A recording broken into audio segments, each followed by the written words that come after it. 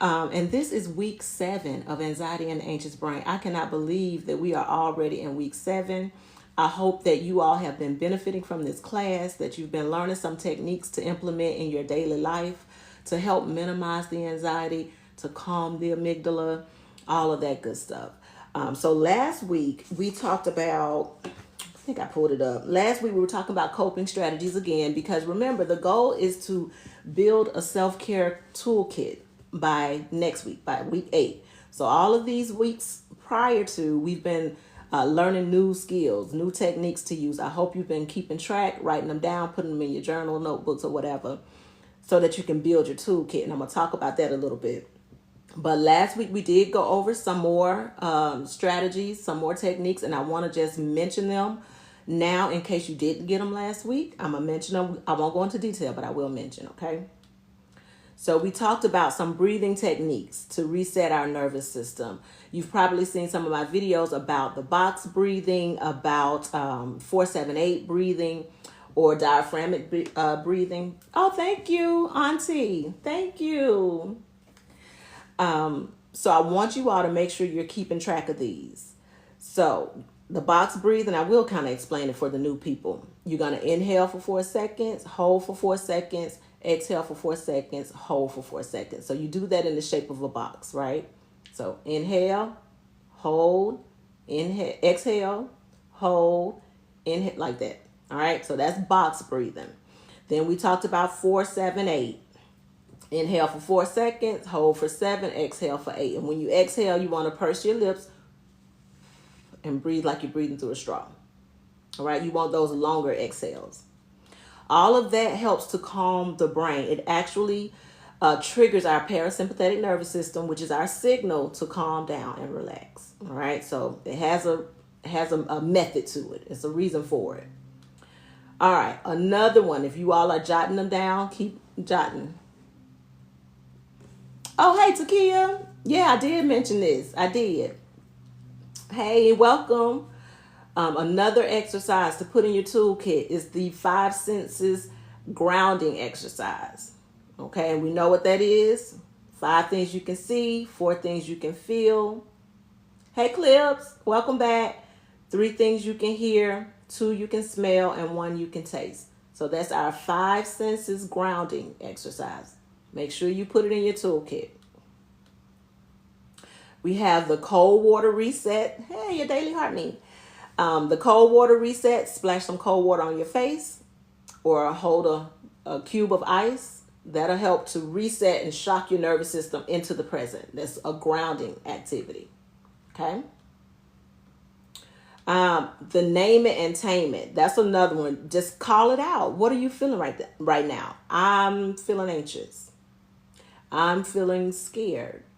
I'm feeling worried. Call the thing out. Name it, and then you can start to tame it. What is it? A violation? I don't know what that notification is for. I don't know why this thing told me I had a violation. I don't know why. Well, maybe because I added something I was going to talk about on here, which was it's a supplement, and it goes right along with our anxiety class. I was going to talk about the goal. I don't know if I need to talk about it now. Ignore that person. It's a profile. Oh, okay. Thank you, Takia. Because, girl, I'm like, what did I do? You know, you got to be so careful. I don't know. But anyway, y'all keep me up. Takia, whoever's in here, let me know what's going on, because I don't know. But let me finish the coping skills. Naming and taming it. So name what you're experiencing, put a name to it so you can know how to deal with it. Hi, Monica.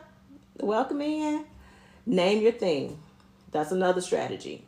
Now, beyond those basics, we have a few more. I talked about visualization and guided imagery. You can pull one up quickly on YouTube. Just go on there. Imagine your peaceful place. Imagine somewhere that feels safe to you. You can do it on your own, or you can just, do a guided imagery, and you can picture these things. Hey, Kayla Hammond. Yes, I am.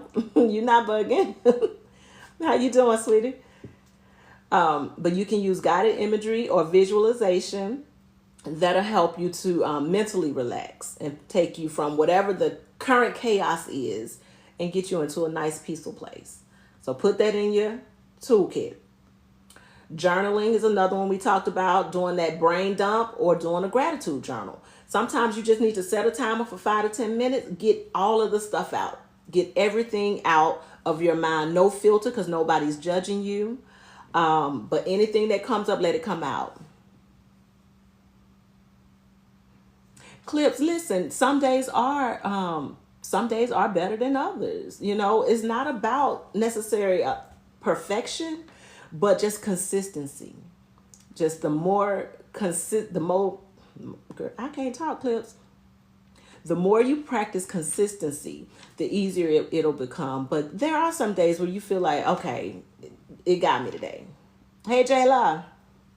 Anxiety got me today. But that's okay. And yeah, Alicia, talk to him. Because you could be doing all of the things and then sometimes something happens and it'll knock you off, but don't let it take you. Hey, Jayla. Don't let it take you for too long. You just get back on it, get back to it, keep practicing your tools. Every day may not be 100%, but give your best effort. Your best some days might be 80%. If that's all you got, give your 80 and you've done your best. It's okay. Hey, Kayla, I used to take you home from band.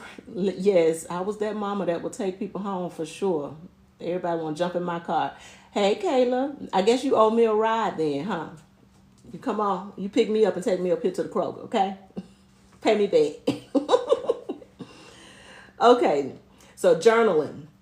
We want to do that brain dump, 5 or 10 minutes, or however long it takes you. But you want to write everything out. You don't want to have a filter at all because nobody's judging you.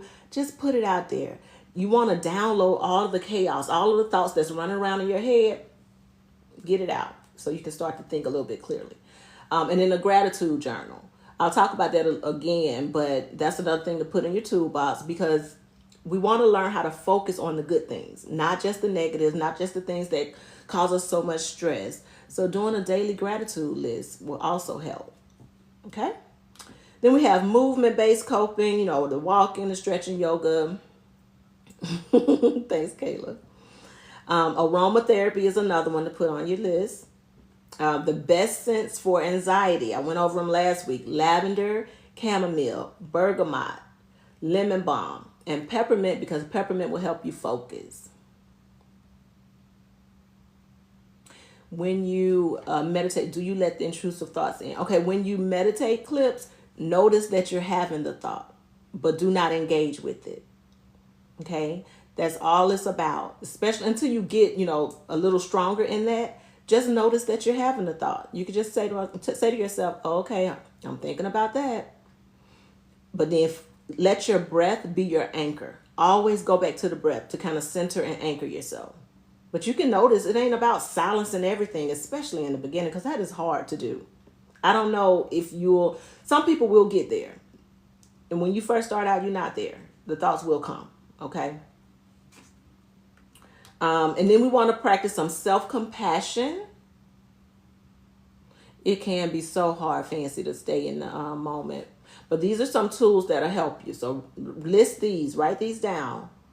Some self-compassion is another one. Replace all that self-criticizing type of talk to some kindness.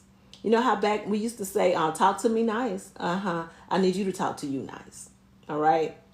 Think about what you would say to a friend or somebody you love and care about. All right. So practice that kindness type of self-talk. Also, remember that shame fuels anxiety. If we hold on to shame, it'll fuel our anxiety. So we want to practice some calming, some positive self-talk things that'll help calm our nervous system. For a beginner, thank you for getting your daily heart me. For a beginner meditation, I'm answering somebody's question. It's kind of moving fast. I would say start with 5 minutes. And if 5 minutes feels too much, do 2, do 3. And just build up. Just baby step until you get to a place where you can extend it.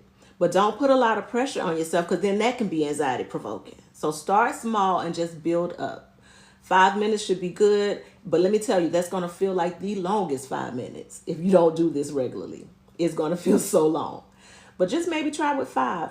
If you have an Alexa, I don't want to say it too loud. If you have that, you can, you say, yeah, Ma. If you have an Alexa, you can set a reminder to do I think it's called a mindful minute, and put whatever time you want it to be, and it'll do it for that minute. It'll talk and you just be quiet and be still. Those thoughts, it is hard to keep those thoughts quiet. I think I might go into intrusive thoughts in another class though.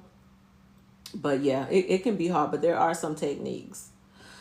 All right, another technique. These I'm just kind of going over last week so that you can put these in your toolkit so you can be prepared for next week. Scheduling a worry time. So we call this one the worry time technique. You can set aside a 10 to 15 minute window as your worry time.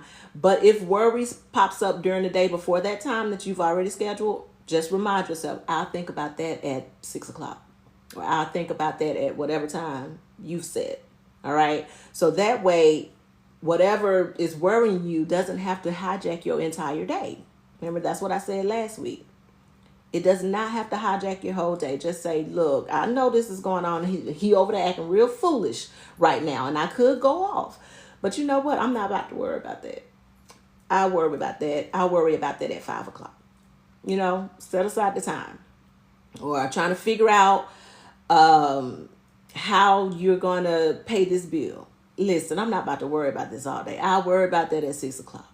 You know, whatever you need to do, set aside that worry time. That's another technique that helps you to not obsess over a thing all day long, you know, because when we do that, we don't feel like we have any control. But when we set that technique, that time up, that schedule, then we regain some control. Makes sense? All right, another one. Anchoring statements. If I'm going too fast on some of these, just let me know. I don't have a mod, Fancy, I'm sorry. I don't. And I don't even know how to do that, honestly. But let me know if you want to be one. I can try to do it. Anchoring statements, some mantras or some affirmations that you can repeat to yourself throughout the day. Something that is calming, something that's empowering. That's what you want to do to ground yourself during those anxiety moments. Okay? Put that in your toolkit. Again, that helps you to, when you have the mantra, that affirmation statement, it reinforces your rational thinking, and it activates our prefrontal cortex, right? It helps us to calm down and think about a thing. You want it to be something that's empowering, something like, I am safe right now. Okay, regardless of what's going on or what you're feeling, I am safe right now. Yeah? Or I've handled this before, I can handle it now. Those types of things, okay? Then we want to connect and support. So reach out to people that you love, you care about, that love you, who can provide that emotional support and validation. All right? So those were some of the things we went over last week. Now this week, we're going to talk about, and if anybody in the class was, thank you, T-Baby. I'm glad you appreciate the information. If anybody that was in class last week picked one of the breathing techniques or grounding exercises to use during the week, please share with us if you did and how it worked for you while I get us down to this week's lesson. And let me see something.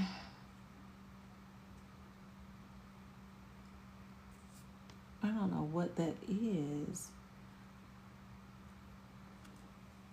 Alyssa, you use the five senses. Mm-hmm. Good. The box breathing helped you, Clips. Good. The five. Mm-hmm. Mother of Prep. I'm glad you like it. I hope it's useful to you or somebody you care about. Oh, that 5 senses when walking. That's a good time to do it. I like doing it then too. Definitely do. Okay, good. So you all are using it. So, okay, I got another question because I put up a quiz for the class and I noticed that nobody, I got some likes on it, but nobody answered the questions on the quiz. And I'm wondering why. I need y'all to go in there and do y'all's quiz. Oh, good, Clips. Awesome. Box breathing is really good. Sometimes some people have said, they find it a little challenging at first because of the way you hold it. It's on my page, Leisha. It's on the page. It was like a post. I did a little quick video, and it's a quiz, and then at the end, you gotta answer it. Oh, thank you for my galaxy. Oh my gosh, thank you. But yeah, it's on the page if you want to just go. It's really about checking your knowledge, what you're retaining from the course. So I want you to definitely try to do it. Okay, see what you're retaining. All right, now let's get into this week. This week, we're talking about rewiring the brain, some long-term strategies for anxiety. All right. So when we talk about rewiring the brain, we're really talking about neuroplasticity. So I'll go into that a little bit more. All right. First thing I want you to know is that your brain isn't broken. It is adaptable. And you're not stuck, although you feel stuck. I'm not taking that away. Sometimes we do feel stuck. But let's just be straight. You're not stuck. Because even if anxiety has been around and been running the show for years, your brain has an incredible power to rewire and heal itself. Just as it was wired to respond a certain way to fear or the perception of fear or the idea that this thing may be scary, it can be rewired. So I want you to keep that in mind, all right? So neuroplasticity, that's what we call our brain's superpower. It's the brain's ability to reorganize and form new pathways and new connections based on what you repeatedly do or think. So if you are always anxious and you always had these anxious thoughts, your brain strengthens those pathways. But if you start practicing calming, rational responses, the brain then creates new, stronger pathways. So that's how it works. It takes time. Anxiety becomes less automatic, but over time, you create those steady, new, stronger pathways. Okay. So I'm going to try to explain this because I'm not a neuroscience person, but I have to know a little bit about this. So let me try to explain this. So in our brains, we talked about, I want to say probably 2 or 3, we talked about different parts of the brain, and we talked about the amygdala. We know what Amy does. That's our nickname for her. Our fight or flight. And we have our brainstem back there too. We got this lower brain that responds to emotions, responds to fear, and it stores memories of that. And once it catches hold of something going on and makes us to feel nervous or feel fearful, it sends that signal. Amygdala picks it up, the alarm's going off, and then we're responding. It hasn't gotten up to the prefrontal cortex. So if we learn how to make a new pathway when things happen, then we can give ourselves time to relax, calm down, rationally think about that thing so it can get up here, right? I hope I made that make sense. Let me tell you, it's a book, What Happened to You? I can't remember the author's name right now, and I thought I had it in here. That book really explains it, if anybody wants to get it, what happened to you. But anyway, just think about it like this. What fires together, talk about these neurons. Okay. What fires together, wires together. So if that part of your brain is always firing because you are always in this anxious environment, this unstable environment, this fearful environment, and so all the time it's firing off, you're going to respond that way because you done created that pathway to it. That's like any pathway. If you're walking down a trail, there's one that's worn out, but it's easy to pass through because all the brush has been moved out the way. You can pass right through it. That's what's happening with that anxiety. It has a pathway that's easy to get to. Now, when you start choosing different, you got to move some stuff out the way to get to that one, right? You're creating a new path. That's what you're doing when you start catching your thought, putting the thought on trial, reframing the thought, pausing, taking the breaths. You are creating new pathways. Okay, so you can rewire the brain. Yes, it can help with brain fog. There are probably some herbal supplements too, naturalists, that can help with brain fog. Let me see if I missed anything.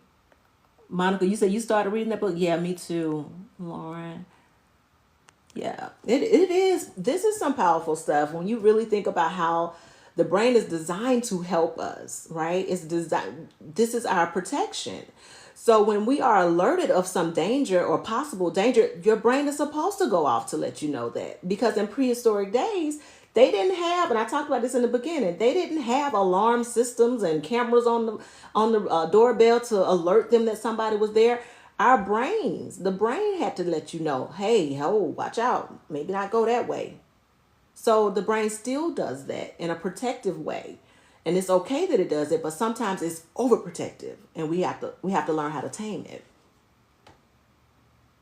Hey, Sunflower, good. I'm glad I can break it down. Um, who's that? Do you talk about personal problems? um, I kind of just give the lesson. Sometimes people might come on and talk a little bit about what's going on, but I don't want to get caught in this space where I'm providing therapy in this dynamic, because that's not what this is. Melissa, is that Melissa that said that? Yeah. So that's not what this is. I don't want to get into providing therapy. Okay, you get it. Yeah. Okay, but Melissa, if you are in Georgia, I have therapists. I have a practice here in Georgia, and we are virtual, and we can create that type of relationship. Or if you need help finding someone to talk to, yeah. But if it's something simple, maybe. But I don't want to get too, because you never know who's watching, and I don't want people to put all. You're in Miami. I can still help you find somebody if you need that. Just DM me. Okay. All right. Okay. So yeah, our brain is just so powerful, and we can create newer, stronger pathways. That's what the neuroplasticity is about. You're welcome, Melissa. So I wanted to move into this brain, this anxiety and brain loop. Yes, Jayla, too crazy. So we got to be really careful. So let's say you're used to thinking, I can't handle this. Oh my God, I can't handle this. Then your anxiety spikes. And then guess what happens next? You avoid the situation. Okay, that's cool. That's cool. That provides a temporary relief. And so your brain says, let's do that again. So then you create this habit of avoidance. And avoidance only intensifies anxiety. We talked about that a couple of weeks ago. You say back to normal clips. So I'm assuming with that, you're meaning there was a time where you weren't responding out of anxiety over a situation. Then something happened, and then you became anxious, and then you started responding from anxiety. That's what I'm assuming you mean. So you want to go back to the time where you weren't responding that way. In a sense, yes. But what you're doing, okay. So in a sense, yes, because what you're doing is creating a new pathway, a new way to see a situation, deal with a situation, because you're doing different things. You're not responding the same way you used to respond. Even if it's the same kind of fear or same type of thought of a fear. It may not even be real.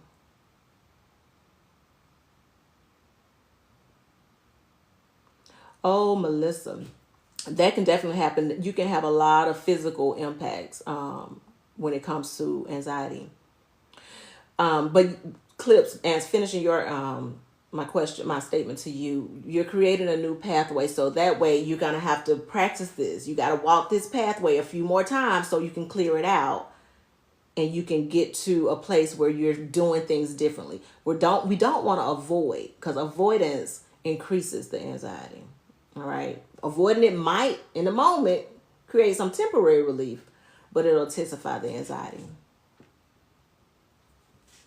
Melissa, you might want to go back and look at some of my first couple of videos. I used to record the lives, or keep the lives and post them. The first couple of videos I did, first couple of classes, I think I did have some information about that. So take a look. I think you will get something out of it. All right. So we talked about that brain loop, right? I can't handle this. The anxiety spikes. You avoid the situation. You get some temporary relief. Then your brain tell you to do it again. Okay, we can do that again because it'll keep you in that loop. But with neuroplasticity, we got to change the loop. Health anxiety. We have to change the loop. So instead of I can't handle this, let's look at it this way. I wrote it out. You can say, this is uncomfortable, but I can get through it. That's a calmer response.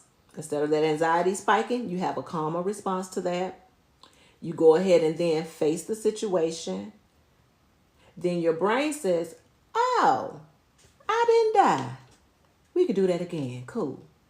Same thing. Because you teach your brain every day how to respond to things. You're teaching it. So if you start to change the way you talk to yourself and change the way you handle things, it'll create a new pathway.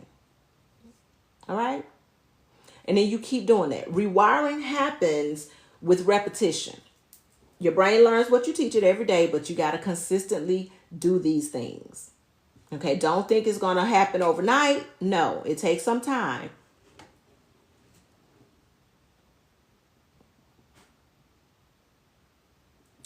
Yeah, people sometimes do say it's all in your head and to overcome it. But you said, okay, it's hard, it's a struggle. And I understand that, Melissa. I genuinely, I understand that.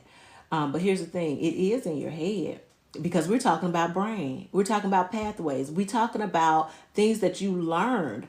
You know what I mean? You learn to respond a certain way and you keep doing it. So the thing is, it's not just getting over it. I hate when people tell you, just calm down. If it was that easy, don't you think I would have been calmed down? Come on. So it's not that easy. No, but with practice, doing these techniques, being consistent about it, you can get better and anxiety can be lowered. You're right. You're right. People don't understand if they haven't been through it. Oh, thank you. Who's that? Honey Pot? Thank you. Yeah, you can definitely get better because you can notice that you're feeling anxious about the thing and you can take your pause. You can take your pause. You can give yourself time to think of another way to handle the situation. What do I need to do right now? Versus think it, feel it, act, boom. And you in the midst of it. We don't want to do that. We want to put a pause. Okay? All right. So what time is it? I said we weren't going to be long. We're probably not doing the full hour tonight.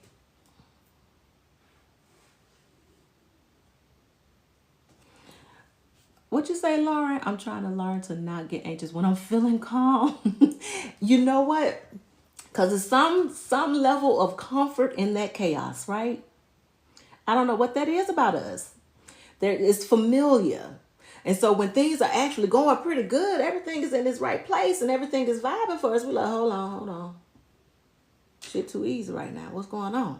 And you start to get a little nervous. I understand, but listen. You know how they used to say, it's okay to not be okay?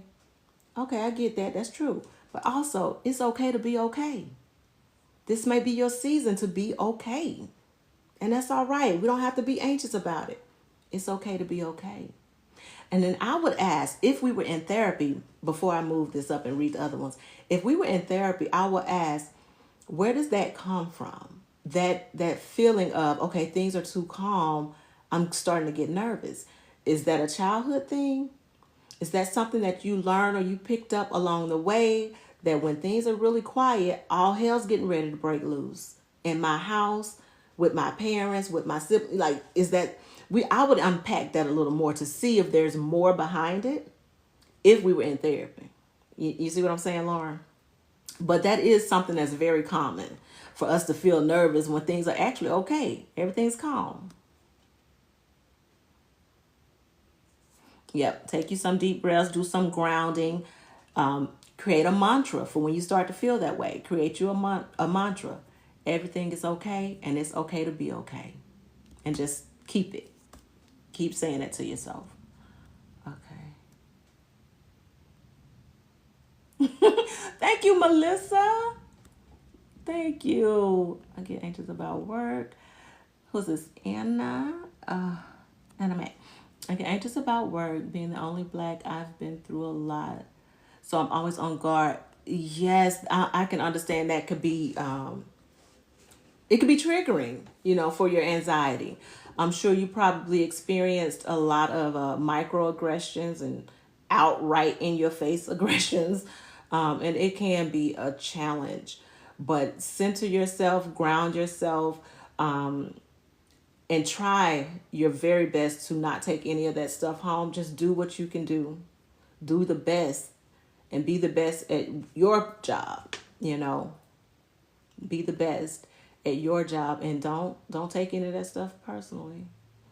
Lauren, yes, I do have online clients, but I'm only seeing people in Georgia, Lauren.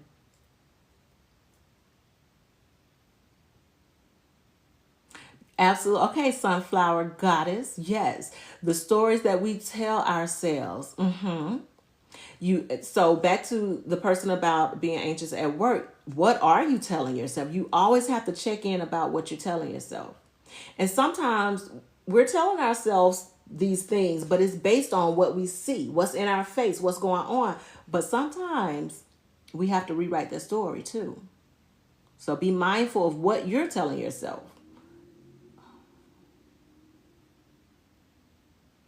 Maritza, no, no, I don't think that's the only way. I always like to try cognitive behavioral or some other technique before recommending any medication. But professionally and personally, I'm not a big fan of medication. I know that it works for people. I know some people benefit greatly from it, but that wouldn't be my first go-to for a client. I want them to try some things on their own first. I want to work with them for a little while first before we go straight to the medication, because I want you to learn how to take care of yourself without that, if you can. Granted, there are situations where medication intervention is necessary. Maritza, oh, you're welcome. I would say go back to my first few videos because I talked about a lot of that in the beginning. Because we're in week 7 now, girl. We are all the way in week 7. We only have one more week to go. All right, so we talked about that anxiety and brain loop. Now I want to get into the habits. Do I have them up? Oh, yes, I do. So some of the habits that will help to rewire our brain for calm. I listed them down so that you can see them. Thank you, Leisha. Let me show you this. Oh, actually, hold on. I know I'm all in y'all face. Just give me a second.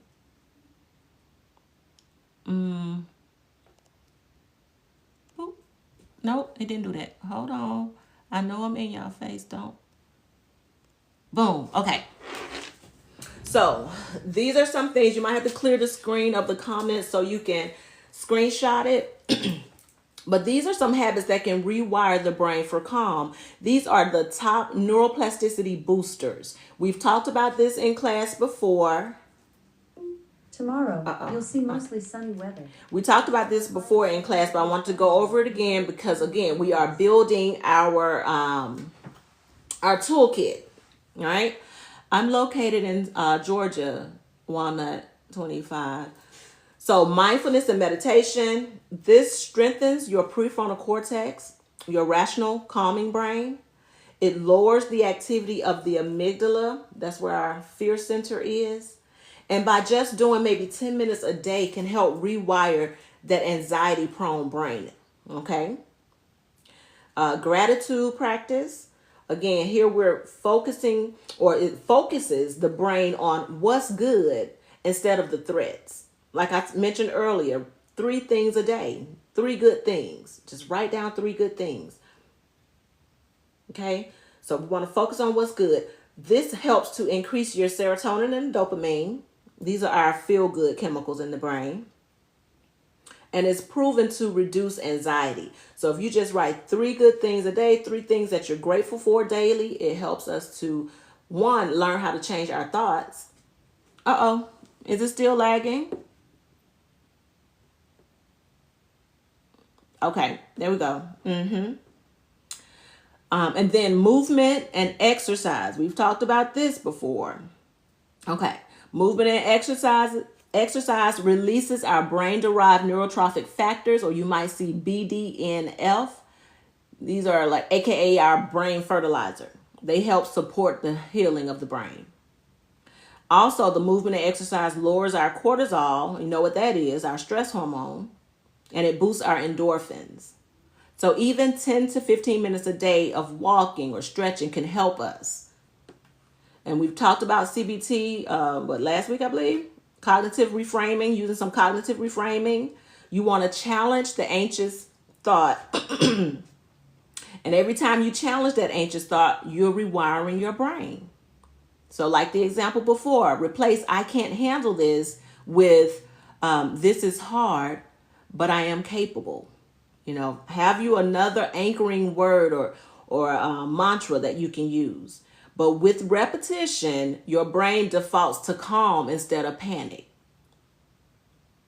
10 to 15 minutes, Nia, would be good. If you could just do 10 to 15 minutes starting out, that little bit of time can help rewire the brain. Okay?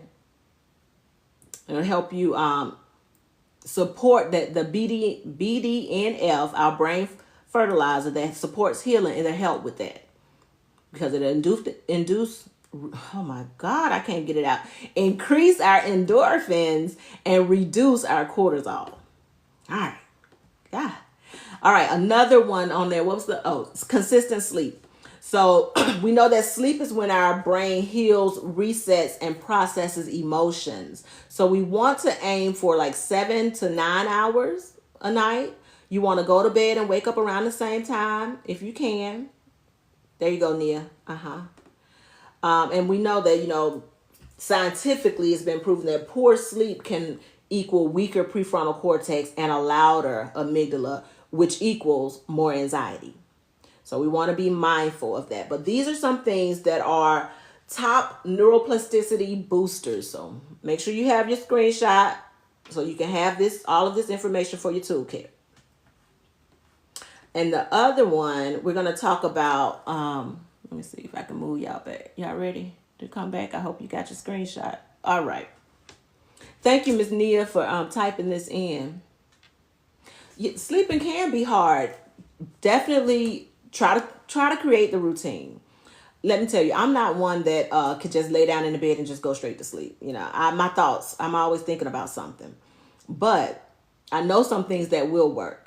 4-7-8 breathing definitely helps to get you to go to sleep. Magnesium does help. Creating the atmosphere. And see, I'm going to say this. I don't say I do this. I need to. But limiting screen time. That blue light on our phones and on the television interrupts it. So you might want to look at that. Definitely lavender, chamomile. What's another? Hold on. I tried it a couple of times, soursop, because we've been seeing that a lot. It seems like it does help to relax. It does so many other things, but I fell asleep on that one. Meditation helps, yes. Making sure it's dark, if having a dark room, making sure the temperature is right. Maybe doing something with the shower, with the aromatherapy or a bath before bed to help you to wind down. Oh, you cut out screens? Good for you. I'm trying. I haven't. Let me stop lying. I ain't trying. I need to try. Every now and then I try. And then I go back to it. Because this is what I tell myself. I'm relaxing. I'm just playing my game. I'm just relaxing. But really, we know that does not help. Okay. Hey, Maxine. Francie, you laughing? I want to keep saying fancy. Fancy, you laughing at me? Look, because I'm lying, girl. I still have that phone right in my face playing games. But I will try. I will try my best to do better. Because I know that interrupts my sleep. So, as we wrap, because I ended up staying the whole time. Building this sustainable self-care routine. So, sustainable is the key word. Listen, Alicia. Ain't no need to lie about it. What is sustainable? First of all, sustainable means it fits in your life, it's realistic, and it's not perfect, but it's realistic. Okay? It's something you can do consistently. It's all about consistency and not intensity. All right? Makes sense? That's how we can make sure it's sustainable. It's realistic. It fits in your life. You can do it consistently. It doesn't have to be this big grand gesture, but something you can do consistently. So the 3 pillars, I did write them out. I know y'all gonna get tired of me flipping. I guess I'll flip it over so you can see this. Hold tight. Let me try. Did I just like my own live? Hold on. Come on. All right. All right. Let me move this real quick so you can at least screenshot it.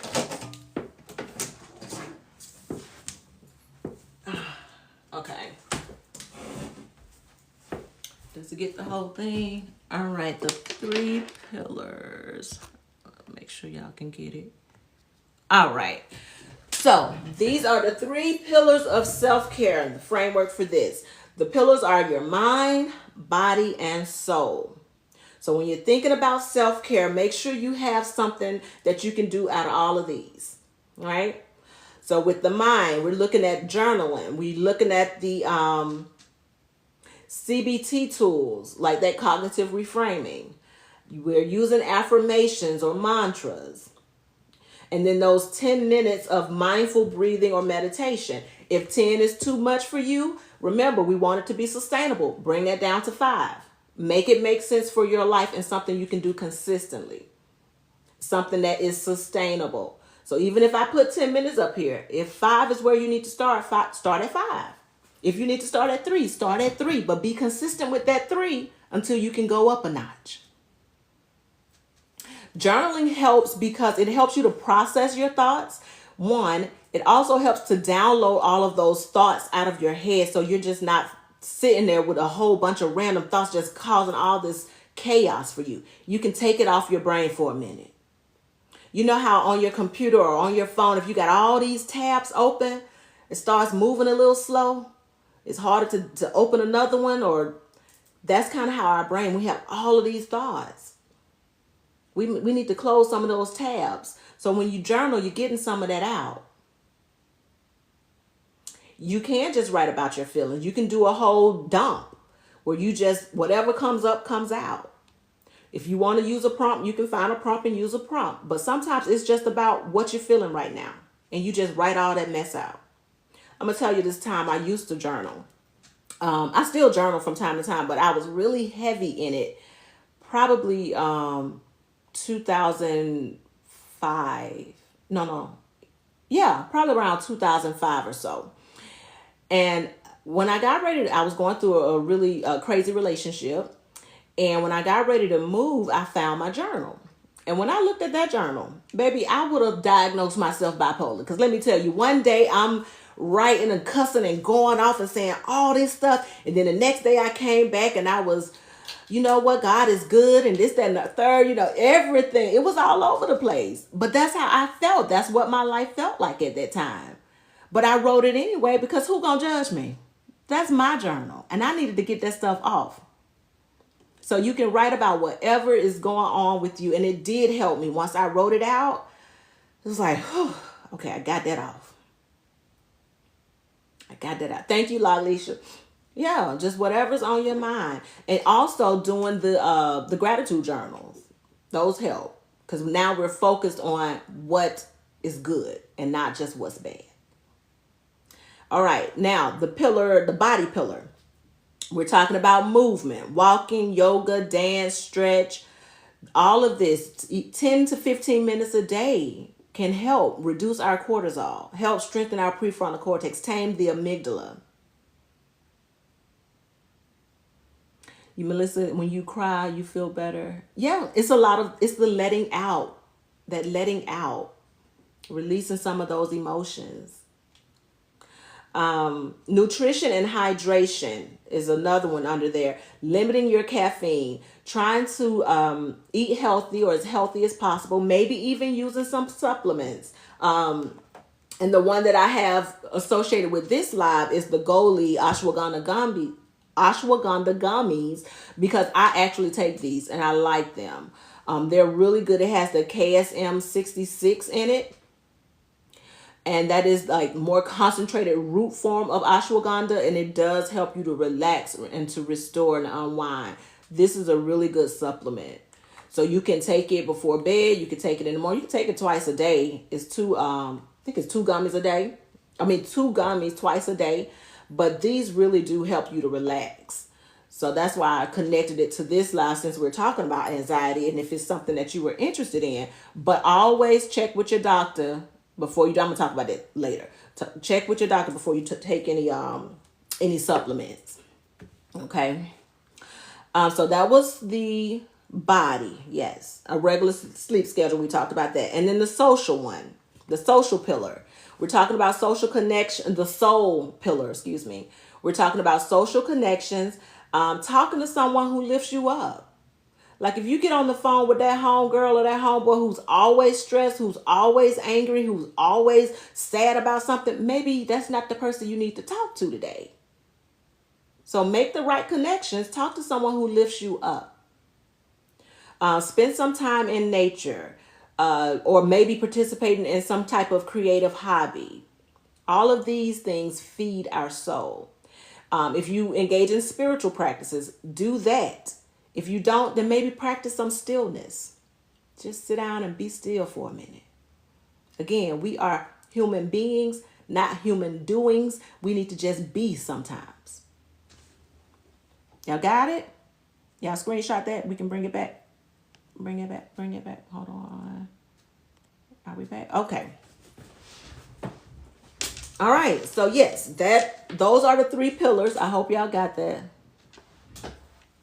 Oh, going fishing. I haven't been fishing in years.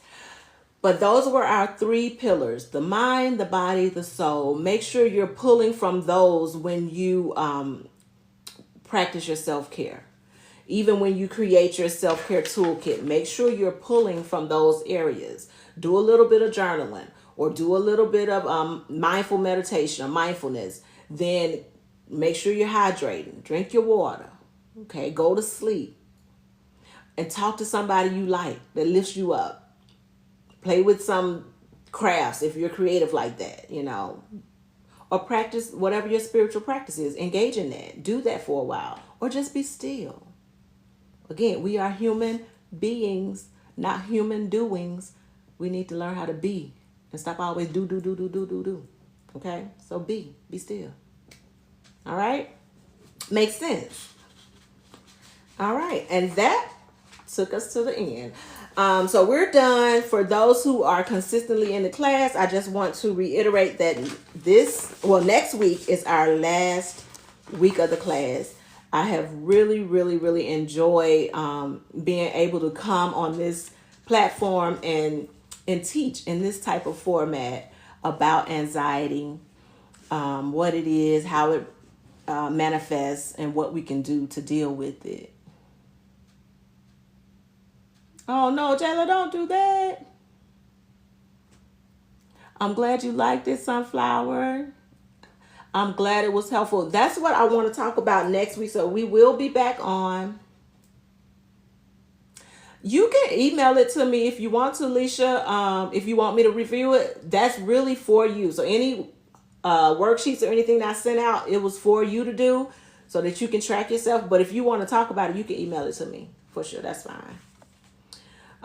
So my regulars next week still. I'm sorry, y'all. I'm moving y'all around. Come back next week. We're going to wrap up. I want to go over your final project. Basically, I want you to be able to tell me about your personalized self-care toolkit. So I'll pull you up. I want you to come on live with me. Do not listen. after all these weeks. I don't need y'all to get nervous about coming on live with me to talk about it. I'm not trying to induce any anxiety in you, but I want you to come up and I want us to talk about it. I know, right? I can't believe it's almost this second to the last. Next week will be the last. But yeah, that went by kind of quick. And then I took a week off. But it seemed like it went by so fast. But definitely come next week. We're gonna do the toolkit. We'll talk about that. I'll bring people up so that you can share. Thank you, Jayla, for my roses. Thank you. And we're gonna share that toolkit, how you're helping yourself, how you created it, all this stuff, what the things that you're gonna do and gonna practice. I want you to make a commitment to yourself to manage your anxiety. Do not let it handle you. You handle it. Okay. I know some days it feels like it is taking over and you don't know what to do, but I need you to keep taming and aiming. Okay. Keep working on that prefrontal cortex so that you can think clearly. Right. And you can make some decision without a whole bunch of emotion. All right. Start moving so you can get some of them endorphins up. Oh, Clips, I'm going to take a break maybe for a few weeks in the summer. I might come on live and do like mini lessons on something, but I'll be back in the fall and it'll be a different subject. I think I'm talking about depression in the fall because I think that'll be right on time for the seasonal depression that happens for a lot of people. So if I come back around that time, I'll be able to talk and educate on that and help those who might need it, at that point, because seasonal depression is real. So we can check up on each other. Yes. Y'all, please look, if y'all came to class, y'all my friends. We in this thing together. So don't stop checking in on me. Send me a DM, like a live or like a post, because I'll still be posting. So comment, I'm gonna comment back, all of that. We locked in. So don't act funny. We locked in. Okay? So yeah, and then I want to ask you all, what is your biggest takeaway? All right? That is gonna be the question for next week. What's your biggest show, Liz, Leisha? We locked in. What was I about to say? What was your biggest takeaway? Yeah, so think about that, because I really do hope that something that was said resonated deeply with you, and it's something that you'll remember and something that you'll be able to use to better yourself or be able to assist somebody else. Okay? All right? That is it. That is all, guys. I was trying to see if there's any other comments I needed to address, but I think we did it. You're welcome, T-Baby. I appreciate you for joining the live. Thank you, Jayla, for always being here. Alyssa, Fancy, thank you for being here. Miss Nia, Leisha, thank you all so much, because I see the names that are usually here, and I really appreciate you all. And anybody who's new that came on, I'm sorry you didn't get the whole shebang, but you got this, and I still appreciate you for being here. Thank you, Melissa. All right, I'll talk to you all later. Bye.